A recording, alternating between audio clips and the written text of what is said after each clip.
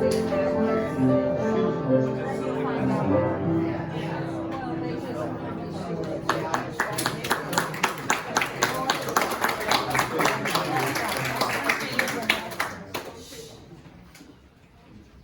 morning and welcome to the Unitarian Universalist Congregation of the Swananoa Valley.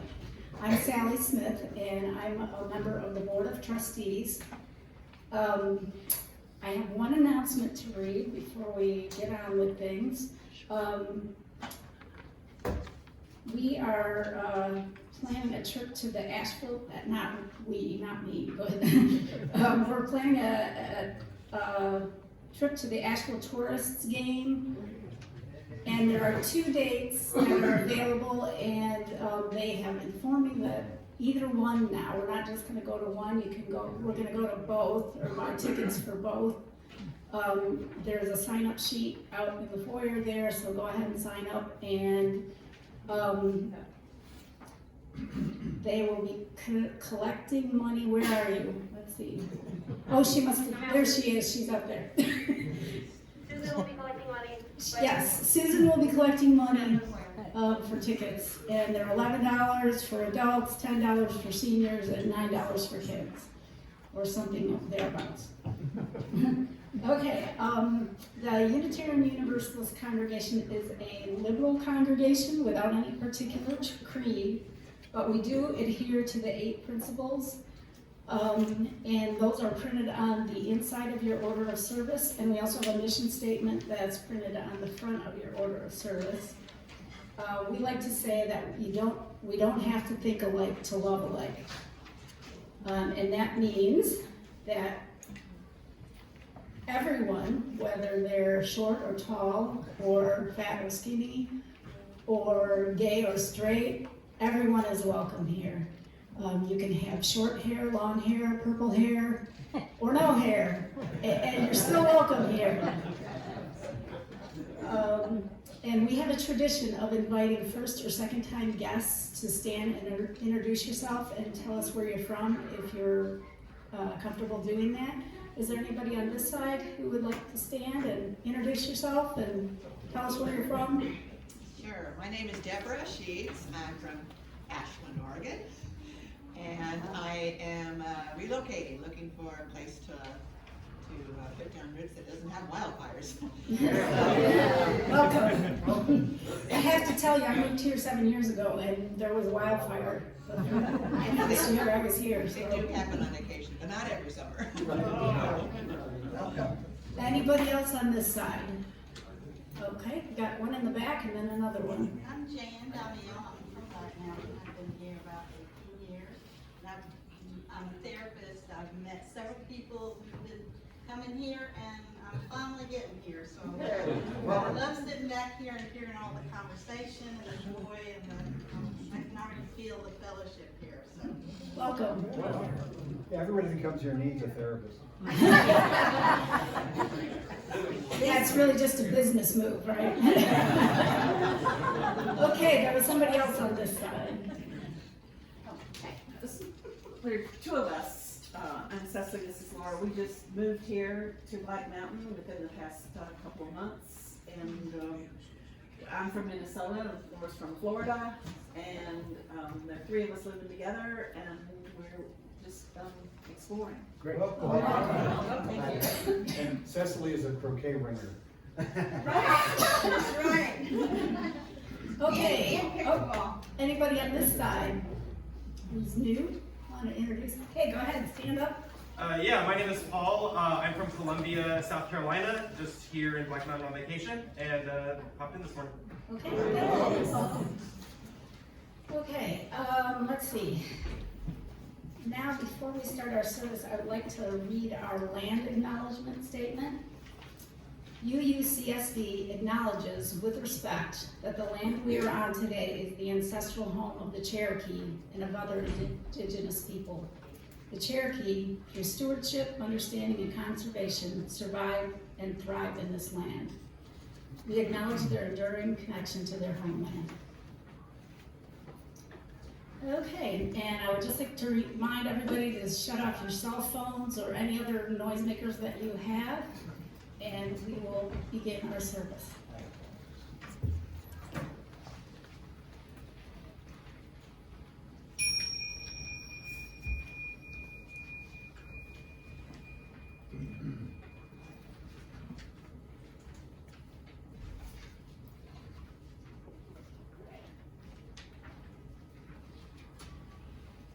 Good morning, I'm Diane Graham. I'm a member of the Sunday Service Associates, all of whom are here today because I took count to be sure they were. And we're the ones that plan the services whenever Reverend Carter is not speaking.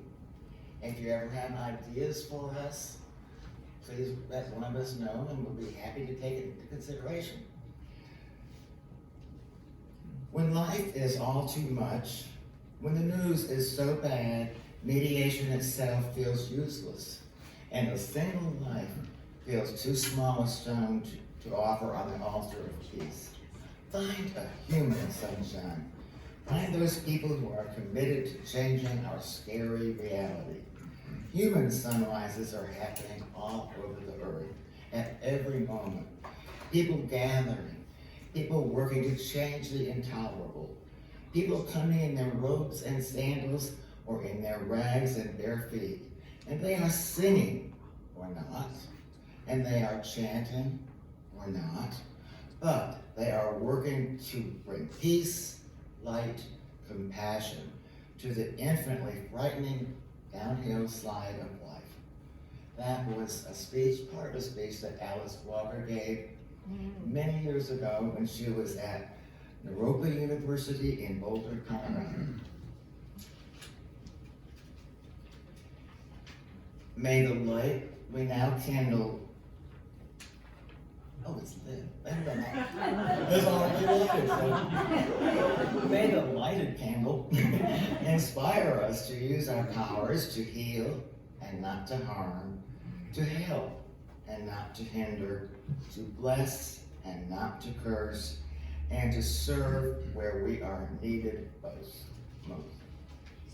Our opening hymn is number 348. It's one of our speaker's choices. And I think we know this one quite well. It's called Guide My Feet. Please rise if you are able.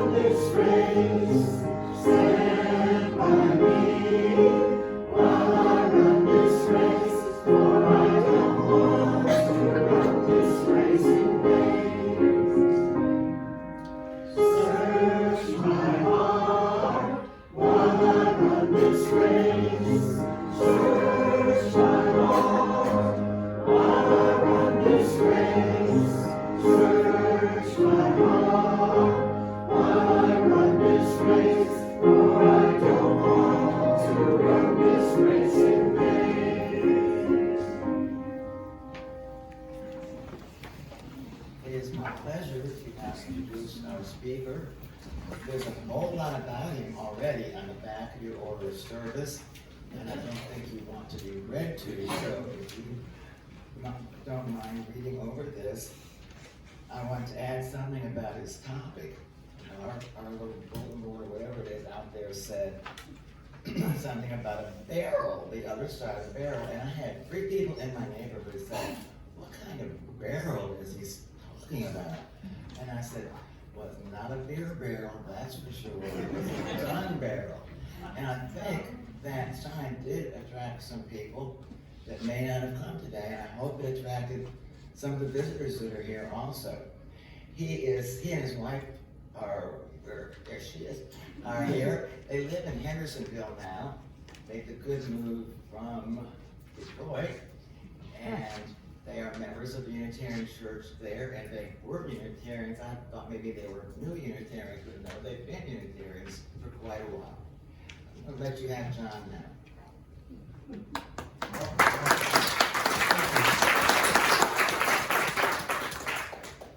For those Michiganders in there, as part of our group today, the reason I chose Guide My Feet was I used it for a documentary on the Union movement in Detroit.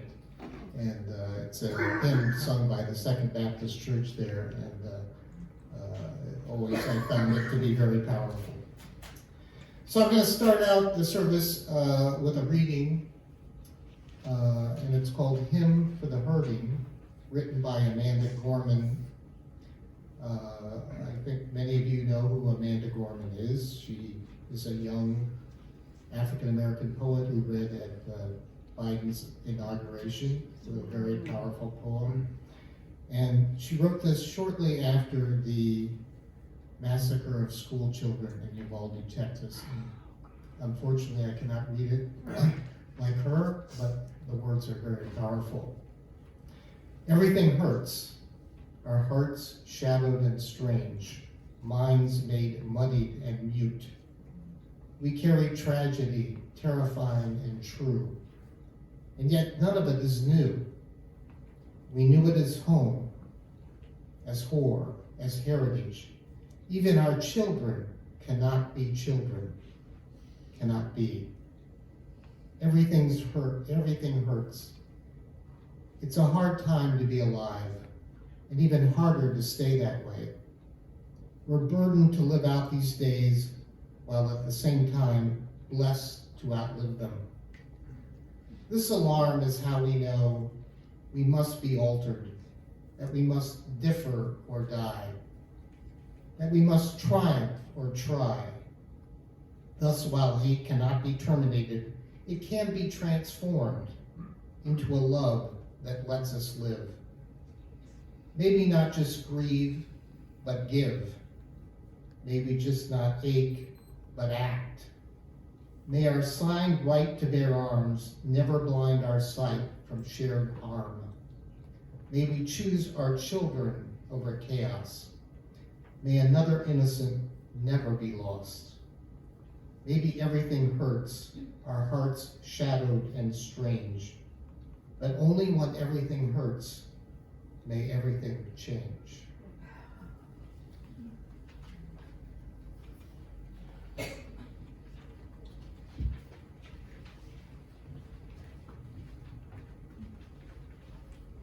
Our joys and sorrows are often deeply felt, but sometimes unspoken.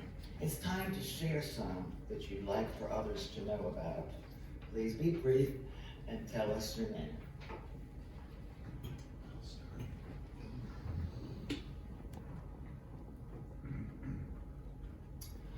One of our hard-working members is in the hospital having had surgery on his liver.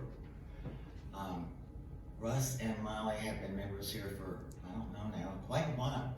But he is presently in Mission Hospital, and they did take part of his liver. He often mows the yard here, I bet. Yeah. And anyway, he should be home in a couple of days, but they're very private people. We didn't even know about it, and we live almost across the street until this morning. So I just want you to keep him in your thoughts.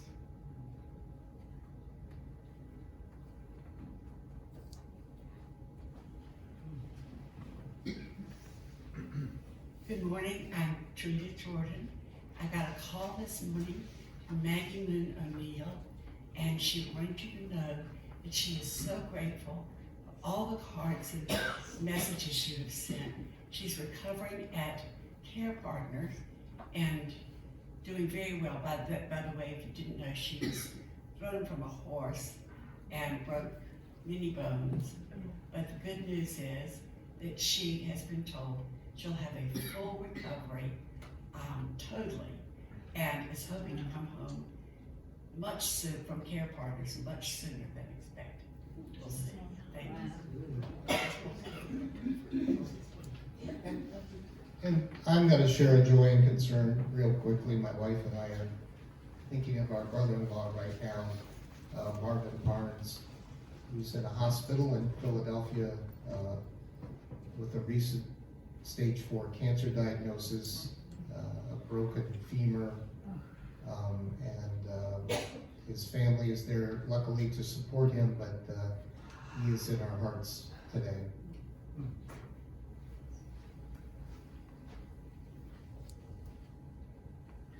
My name is Jim, and I would like to share a couple of joys.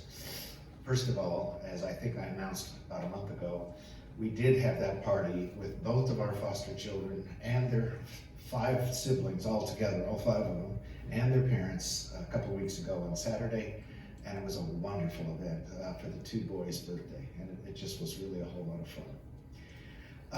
And right after that, on Sunday of last week, I left to go visit my son in Minnesota, and specifically Minneapolis, and Ray kindly let me buy back the bike I donated to the church from the auction, and he made one stipulation, is I could pay him for it with the price he paid for the church, but I have to donate it to the church.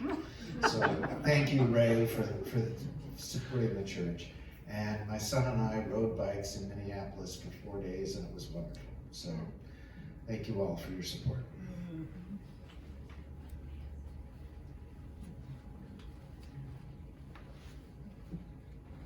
I'm Sue. Jeff and I are excited because next Saturday we are leaving for the beach, where our extended family is renting a house for a week. And we'll be seeing our daughter and our son and their families, and some of them we haven't seen in quite a long time, so we're very happy about it. And we hope it's going to be fun and not a lot of hassle, you know how family things are. So.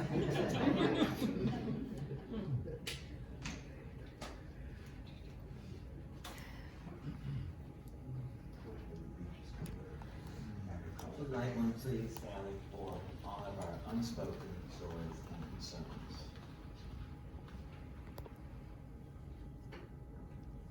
Question. Why are these things going? At this point, he's going. Yes or no? Yeah. Okay. I can't remember.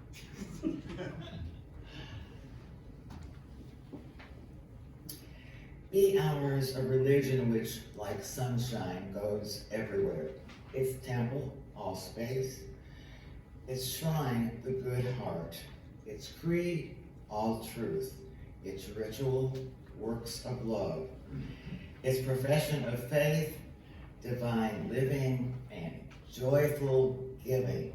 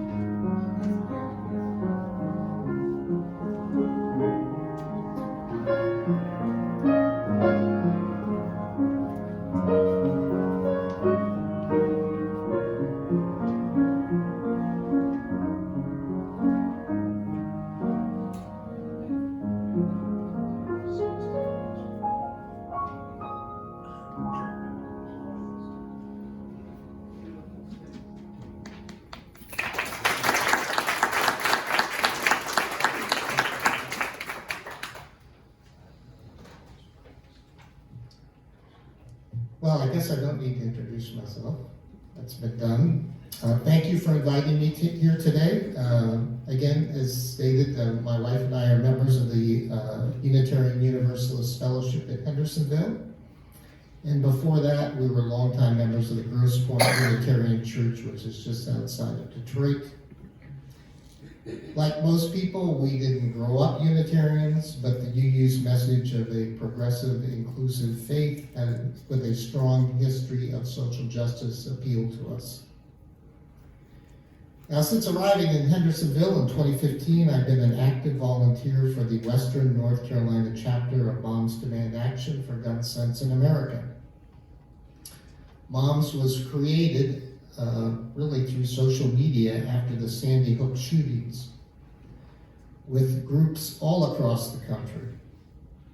Now, our local group consists of moms and dads, veterans, gun owners, and parents and grandparents who lost their sons or daughters to senseless gun violence. And when I mention or think about our local group, I think of Chip and Karen Pride, who live in Flat Rock. They lost their daughter at the Virginia Tech massacre many years ago. I also think of the Howe family, who live in Waynesville, whose son Riley jumped in front of a gunman in UNC Charlotte and lost his life. So I think of them today. And I'm also part of the Everytown for Gun Safety Survivor Network, which is a diverse group of survivors from big cities and small towns who share a common experience, a life shattered by gun violence. Now, guns and gun safety have obviously been front and center in the news recently. The tragic mass shootings in Uvalde and Buffalo and finally pressed Congress to pass a modest gun safety legislation package far below what we believe is needed to curb gun violence, but at least it is something. And then days later, there was an historic Supreme Court ruling that ultimately will have more guns in public places without permits or training. So a step forward and a step back, in my view. So I'd like to address this issue from what I call the other side of the barrel. Someone who has experienced gun violence that way. Now, for 20 years, I worked at WDIV-TV, the NBC affiliate in Detroit. And a common joke repeated in television newsrooms is I never want to be the lead at 11 o'clock. Because the lead at 11 o'clock is usually a sensational murder, fire, or accident. Well, on April 15th, 2005, I was the lead story at 5, 6, and 11 on every television station in Detroit.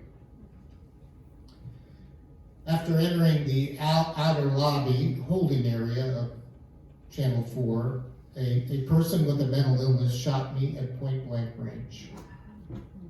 No confrontation, no attempted robbery. He just quietly pulled a .38 caliber pistol out of his pocket and pulled the trigger. Now, this was a living nightmare for me and my family. A nightmare I share with an estimated 200 people who will be shot in America on any given day. So I consider myself to be extremely lucky to be talking to you today. After I was shot, I was rushed to the best trauma center in the city, and the doctors there literally saved my life. But I suffered a number of internal injuries, the most serious being a spinal cord injury. And over the next 9 months of intense physical therapy, I learned to walk again, short distances. Obviously, I can stand and walk, but I still carry a wheelchair in my car wherever I go. I struggle with relentless pain. The life I had known before the shooting is just really a memory now, because one gun and one bullet changes everything.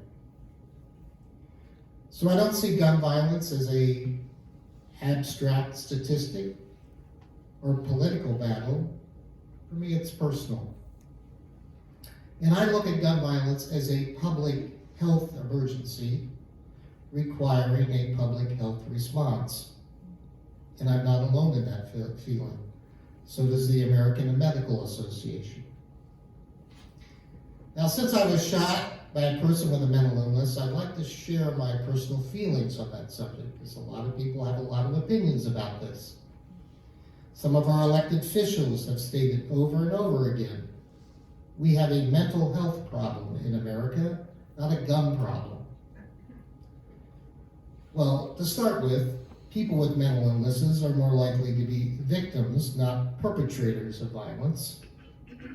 According to a study by the American Psychiatric Association, mass shootings by people with serious mental illness represent less than 1% of all yearly gun-related homicides. And an overall contribution of people with serious mental illness to violent crimes is only about 3%. I'm all for funding an expansion of mental health services and access to mental health services. But by placing the blame of gun violence solely on this problem, I believe is a deflection. Americans are 25 times more likely to be killed by a gun homicide than residents in other similar countries. Women in the United States are 21 times more likely to be murdered with a gun. African Americans are disproportionately impacted by gun violence. They experience 10 times more gun homicides, 18 times more gun assault injuries than by white Americans. Gun violence, according to a CDC study recently, is now the leading cause of death among children and teens, replacing car accidents. Every country has mental health issues. Every country is exposed to violence on TV, movies, and video games. But no country has such easy access to pistols, rifles, and high-capacity assault weapons. Our country owns nearly half of the world's firearms, even though the U.S. is less than 5% of the global population.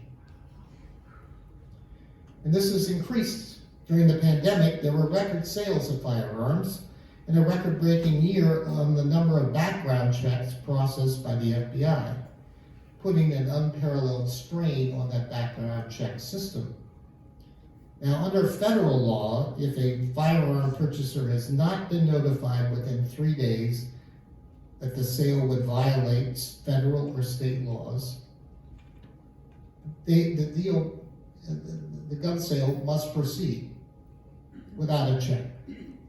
And because of the flood of gun purchases, it is estimated that nearly 600,000 checks took longer than 3 days in 2020, significantly increasing the chances of firearms getting into the wrong hands.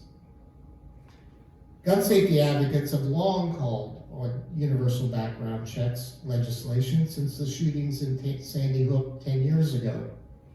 But Congress has failed to act on this issue, and it is not in any current legislation.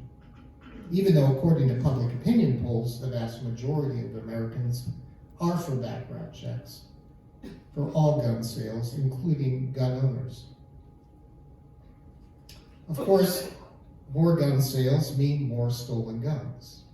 And this relates to my case. A gun was stolen, passed around who knows how many times, got into the wrong hands, and then ended up being used in my case. Nearly 400,000 guns are stolen every year, and according to the FBI, one gun is stolen from a car every 15 minutes. That's why we advocate for safe storage laws. Lock up your guns. In our mom's group, when we go to events, we pass out free gun locks. Because we believe an unsecured gun is a tragedy waiting to happen. And just look at some of the recent headlines. In Henderson County, a 3.5-year-old girl accidentally killed herself last Christmas when she picked up a loaded 9mm pistol in the backseat of her father's pickup truck.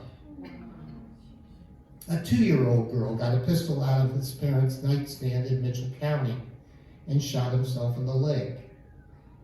And just this week in Florida, an 8-year-old found his father's gun and accidentally shot and killed a 1-year-old and wounded a 2-year-old. There are at least 392 unintentional shootings by children younger than 18 last year, resulting in 163 deaths. We kind of go, how can this happen? Well, guns are easier for children to pick up than they used to be, because many of the most popular firearms today are made of plastic, lighter and easier to accidentally fire. Now, we have a program called Be Smart, and this is designed to help parents and adults normalize conversations about gun safety and take responsible actions to help prevent child gun deaths and injuries. Because according to a study recently, 4.6 million American children live in homes with guns that are both loaded and unlocked. So if your child or grandchild goes on a play date or a birthday party in another home, you should ask the following question. Is there a gun in the home? And if so, is it unlocked? Is it locked and unloaded? I met a woman in Waynesville who failed to ask that question when her young son went to a neighbor's home. That was the last time she saw him alive. And let me relate another tragic story about an unsecured gun. When our child entered high school, they participated in a swim team, and there was a popular member of that team named Danny Pogue. Only 15 years old, he and a friend decided one night to steal some beer from a neighbor's home. That's not an uncommon experience. Well, the police ID'd his friend, and his friend texted Danny that they were about to come to his house. So this popular teenager, who to my understanding never got into trouble before, found his father's firearm in a panic and shot and killed himself. An impulsive act by an impulsive teenage brain. Firearm suicides account for nearly half of all firearm deaths each year, killing on average 66 people a day.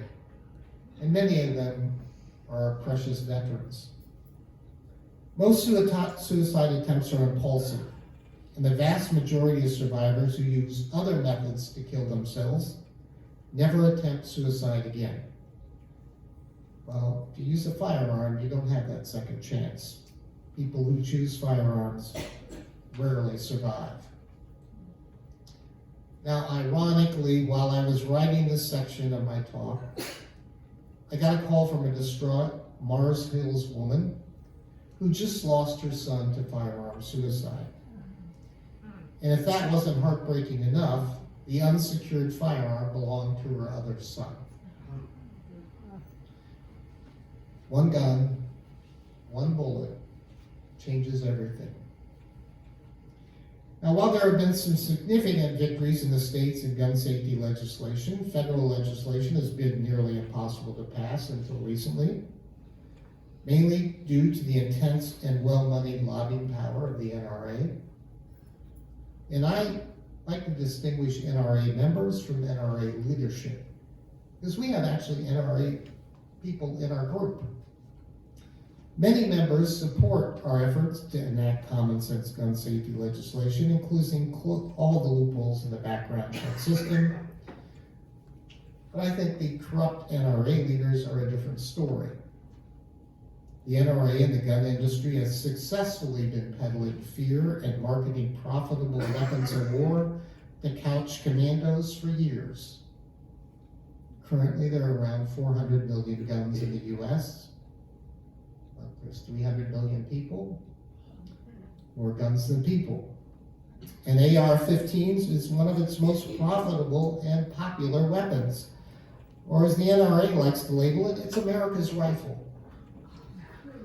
Well, America's rifle was the weapon of choice behind the Uvalde, Texas shooting that left 21 dead at Robb Elementary School, killed 17 students at Parkland, Florida in 2018, slaughtered 58 concert goers in Las Vegas in 2017, 49 people were gunned down at Pulse nightclub in Orlando in 2016, and of course the horrific shooting of elementary school children in Sandy Hook in 2012.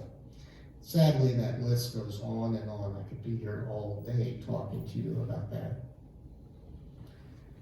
Now, I think Congress used to be so intimidated by one lobbying organization. When lung cancer was linked to cigarette smoking, the tobacco lobby fought hard to refute the research. Yet, science and research prevailed. Government eventually acted. Cigarettes were taxed at a higher rate.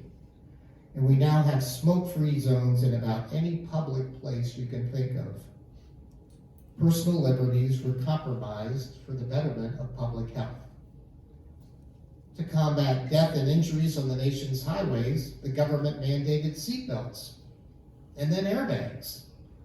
Did this stop car fatalities? Well, no, but these measures have saved lives. And when a terrorist tried to unsuccessfully detonate a shoe bomb on an airplane many years ago, what happened? Our government immediately mandated everybody remove their shoes at airports. Now, nobody died in this fatal attack, but the government responded. Why? For the betterment of public safety and health. So in this divisive political atmosphere, do I have any reason for hope? Well, yes, I do. And that's why I continue to speak out on this issue. My UU principles implore me toward a free and responsible search for truth and meaning. And as you might recall, one of our congregations was a target 14 years ago, when 2 people were killed and 7 were injured at the Knoxville UU church at the hands of a gunman who had a desire to kill liberals. Reverend Chris Busey remembers that immediate and enormous outpouring of love from the community. He said, quote, "I think the enduring feeling I carry from that experience is that there's a love bigger than our differences. Because we had every faith and every tradition come together. I got one of the best hugs of my life from one of the more conservative minister friends in the community. A declaration of hope and love in the wake of enormous loss." And recently I was inspired by a statement from the American Academy of Pediatrics in the wake of the Texas shootings. It says, quote, "Despite inaction, we must not assume there is no hope for change. We should not grow accustomed to these acts of gun violence. We owe it to the children in that classroom in Uvalde and many others who will go into their classrooms tomorrow to speak up for them, to not rest until we see real, meaningful policy change, until their lives are protected." And I'm also inspired by a mother who lost her son at Sandy Hook Elementary School, who said at his eulogy, quote, "People have been asking me what they can do to help. Do something that will help all of us by turning an angry thought into a loving one." The whole tragedy began with an angry thought, and that thought could have been turned into a loving one. If it had been, none of us would be here today to bury a child we all love so much. If you want to help, then please choose love. Well, choose love, but I would add to that, choose action. So I'm asking you today, if you want to take some action, you could sign up to our gun violence prevention movement. I'll have sign-up sheets available after the service. By doing so, you will get information on gun violence prevention, local events, important legislation issues. As we've come out of the pandemic, we've merged what used to be our Hendersonville and Asheville moms group into one Western North Carolina group, And we're looking to start small satellite groups in other small mountain communities like Waynesville, Brevard, and yes, even Black Mountain. And I don't need to tell you that elections matter. It's the only way we can bring out any meaningful change in gun violence policy. And while Moms is a nonpartisan organization, we do designate gun sense candidates regardless of political affiliation. Though frankly, it's been hard to find a Republican candidate who offers more than just thoughts and prayers. And I can tell you from a survivor perspective, those thoughts and prayers have become a meaningless cliche. After the Uvalde shooting, a pastor in Texas wrote, "Prayer is work. Real prayer is work and requires something from us. It's something we take out of the worship space and into the world as we work to build the kind of world for which we pray." And I pray we will build a safer world in the future for our children and our grandchildren than we have now. I appreciate the worship committee giving me this time to speak to you today, and I'll be here after the service if you have any questions. Thank you so much.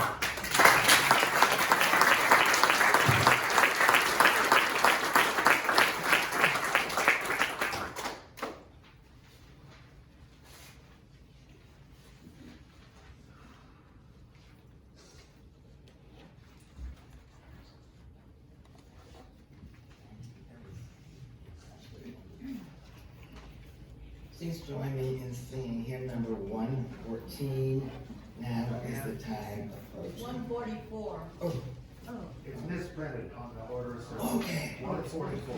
Thank you. There's a little note here that says, closing hymn is 144. That is.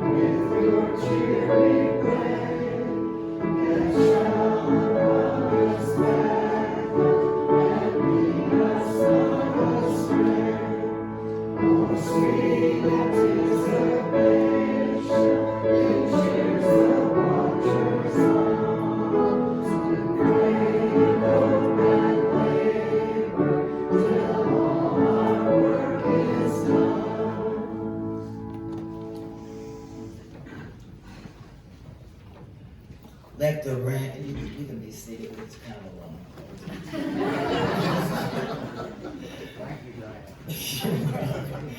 Let the rain come and wash away the ancient grudges, the bitter hatreds held and nurtured over generations. Let the rain wash away the memory of the hurt, the neglect. Then let the sun come out and fill the sky with rainbows. Let the warmth of the sun heal us when we are broken.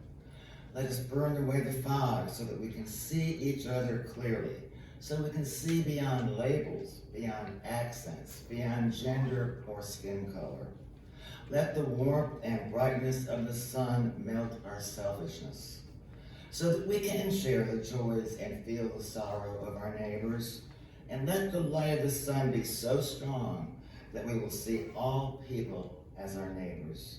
Let the earth, nourished by rain, bring forth flowers to surround us with beauty. And let the mountains teach our hearts to reach upward to heaven. That is by Rabbi Harold Kushner. Please have a safe 4th of July. If you'd like to speak, would you feel more comfortable going back there? I'm gonna go back there. Okay.